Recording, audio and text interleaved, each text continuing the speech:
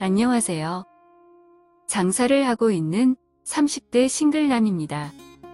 어렸을 때 참 이뻤던 사촌 여동생이 있습니다. 초등학생 때까지는 명절이나 가족 모임이면 만나곤 했었는데 작은 아버지와 작은 어머니가 이혼하신 이후로는 쭉 못 보고 지냈습니다. 어렸던 그때 마음의 사촌 여동생을 참 좋아했던 기억이 있습니다. 아무튼 지금까지 약 20년 가까이 연락을 못하고 지냈었는데 얼마 전 모르는 번호로 그 사촌 여동생한테서 전화가 왔습니다. 우연히 길에서 다른 사촌을 만났고 그러면서 저를 비롯한 사촌들의 연락처를 알게 되었다며 연락을 한 것이었습니다. 너무 반가웠고 시간 되는 사촌들끼리 모여서 식사를 하게 되었습니다. 그동안 어떻게 지냈는지, 지금은 뭐하고 있는지 등 이런저런 서로의 안부를 물으며 즐거운 시간을 보냈습니다. 너무 오랜만에 봐서 그런지 얼굴은 몰라보게 변해 있었고 이제는 아름다운 여대생이 되어 있었습니다.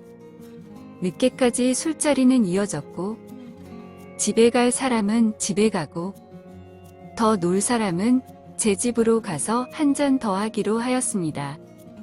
사촌 여동생과 다른 사촌 2명 그리고 저까지 4명이서 간단히 술과 안주를 더 사서 집에 갔습니다. 어렸을 때는 몰랐지만 알고 보니 사촌 여동생이 작은 아버지가 친자식이 아니었습니다. 그때 당시에 작은 어머니가 작은 아버지랑 재혼을 하신 것이었고 그때 전 남편과 사이에서 태어난 딸이 사촌 여동생이었던 것이었습니다. 그래서 작은 아버지하고는 별다른 연락을 하면서 지내지 않는다고 하였습니다. 그러고 보니 저희들과 얼굴이 조금 다른 것 같기도 하고 확실히 어렸을 때부터 외모적으로 훨씬 더 뛰어났던 것 같습니다. 또 이야기를 하다 보니 작은 어머니는 작년에 암으로 돌아가셨다고 하였습니다. 그래서 지금 현재 서울에서 혼자 자취하면서 학교를 다니고 있다고 하였습니다. 과외와 편의점 알바를 통해서 돈을 벌고 있지만 생활비 및 원룸 월세를 내기에는 부족하기에 작은 어머니가 살던 아파트에서 나오는 월세와 남겨주신 돈을 조금씩 꺼내 쓰고 있다고 하였습니다. 졸업 다니기에 올해만 잘 넘기고 내년에 취업을 하면 좀 생활이 나아질 것 같다고 하였습니다. 안타깝기도 하고 술도 많이 마신 것도 있고 게다가 혼자 살기에 50평 아파트는 넓기도 하고 해서 사촌 여동생만 괜찮으면 언제든지 제 집에 들어와서 살아도 된다고 하였습니다. 그러면서 원룸 월세 및 관리비라도 아낄 수 있으니 잘 모아서 필요한 데 쓰라고 하였습니다. 정말 그래도 되냐며 고맙다고 저를 끌어안는데 심장이 철렁 내려앉는 것 같았습니다. 분명 사촌 여동생인데 순간 여자로 확 느껴지는 것이었습니다. 그렇게 제 집으로 이사 오게 되었고 화장실이 붙어있는 안방을 내어주었습니다. 아무래도 여자다 보니 그게 더 편할 것 같다고 생각했습니다. 게다가 여자라서 옷이나 액세서리 등등 많을 텐데 안방은 드레스룸도 있고 파우더실도 있으니 저보다는 사촌 여동생이 쓰는 것이 더 좋다고 생각이 들었습니다. 그렇게 같이 지내다 보니 어느 순간부터 일이 끝나면 바로바로 집으로 들어가는 제 모습을 볼 수 있었습니다.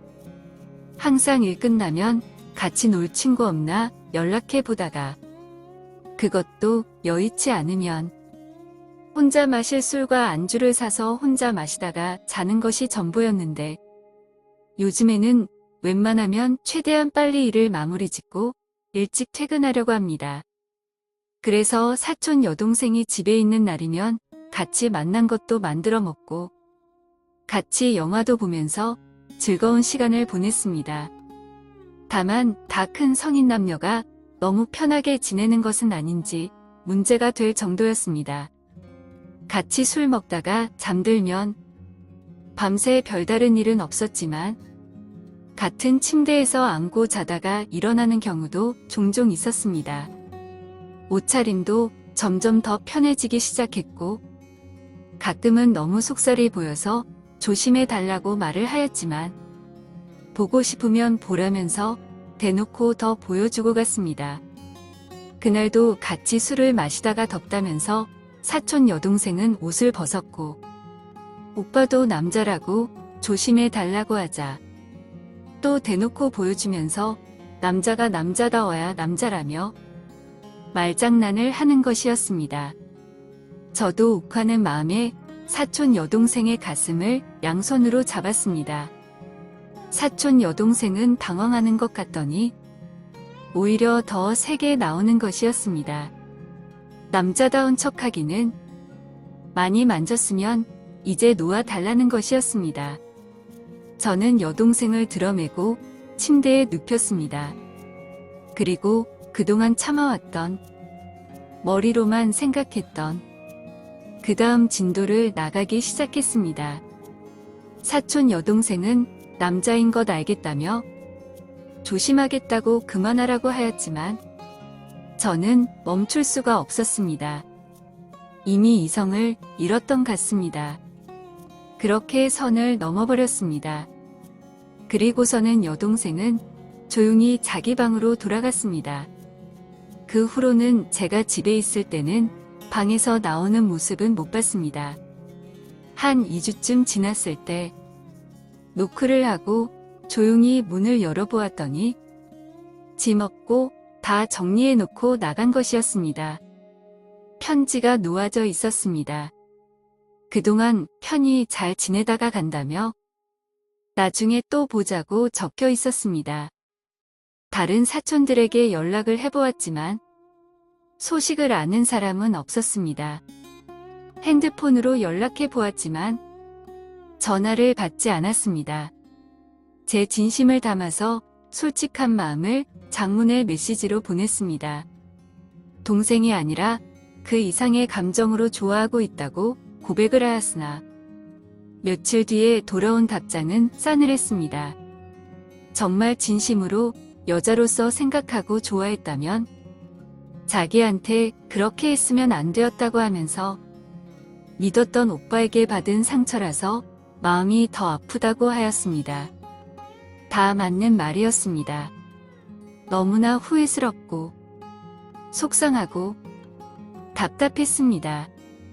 뭐라고 답장을 해야 할지 막막했습니다. 미안하다고 사과하면서 밥 잘 챙겨 먹고 무슨 일 있으면 고민하지 말고 바로 연락하라고 답장을 남겼습니다. 그날 이후 사촌 여동생이 오기 전 그때로 돌아가기 시작했습니다. 집에서 나 홀로 술 먹는 날은 많아졌고 다시 예전처럼 집에 일찍 들어가지도 않았습니다. 가끔은 그날 일들이 기억나서 집에 안 들어가고 가게에서 자는 날도 있었습니다. 현재까지도 연락은 되지 않고 있습니다. 이제 앞으로 다시는 볼 수는 없는 거겠죠? 다시 한 번의 기회는 오지 않는 걸까요? 답답한 마음에 사연을 보내봅니다. 감사합니다. 오늘의 사연은 여기까지입니다. 구독과 좋아요, 알림 설정 부탁드립니다. 긴 글을 읽어주셔서 감사합니다. 구독과 좋아요 꾹꾹 눌러주세요. 꾹꾹. 알림 설정도 꾹꾹 눌러주세요.